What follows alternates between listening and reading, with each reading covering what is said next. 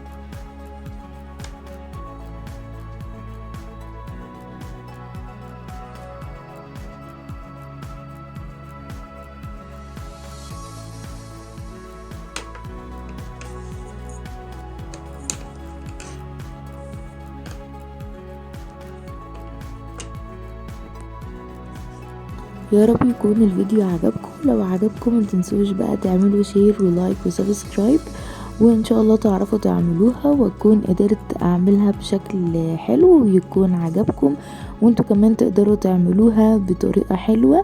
ونسيت بس اقول لكم ان انتوا يعني انا بس عملتها بورق عادي، لكن انتوا ممكن تعملوها بقى بورق يكون اقوى من كده، واللي هو بقى الورق بتاع الكرافت والحاجات دي كلها طبعا هتقدر تستحمل اكتر من الورق العادي.